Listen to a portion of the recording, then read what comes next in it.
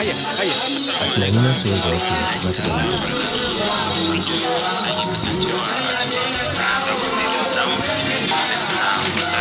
saboda idan har da dalilin yake sauki to idan aka wayi gari babu wannan dalilin kuma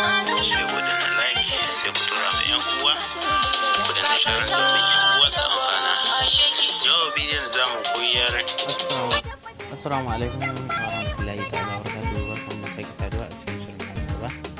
Yau shirin da zamu koya da shi ne yadda za ka mai da wasu ɗinka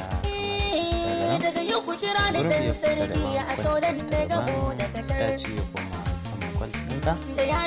Yadda za ka kai ta ba ka sha wahala ba. Mu je kan shi da fara da za ka yi yau kun gani da shi da mutane da suna haɗuwar guda ta ce kuma za mu gani shi.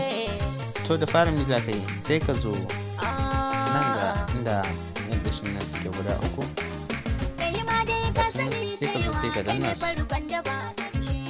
sai ka zo inda aka rubuta parameter ɗin nan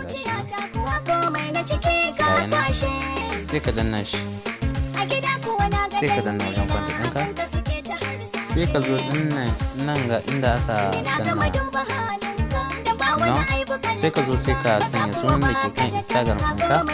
Idan ka sanya shi kenan sai ka fito da zarar ka sanya sai ka zo sai ka danna kuma hallau a wannan kamarin zanyen guda uku da wuya a cikin su yan mata a samu kamar irin tawa.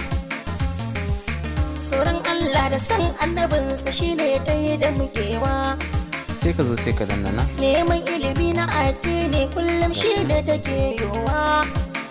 Sai ka zo sai ka danna badala ba ta yadawa sabon ta gare ni dacewa kowa kaga yayi kushewa sadaruyin saka tare.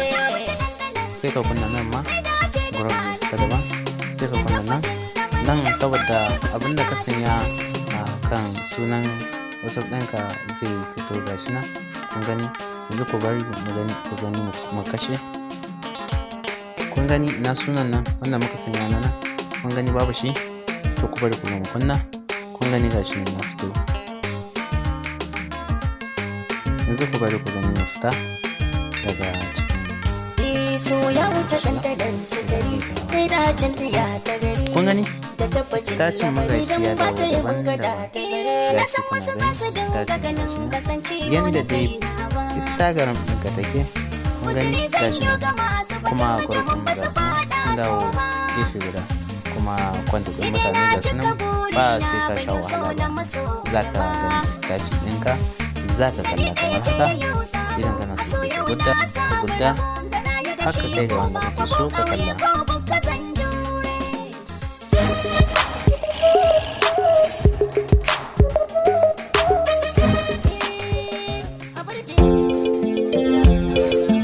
Danna subscribe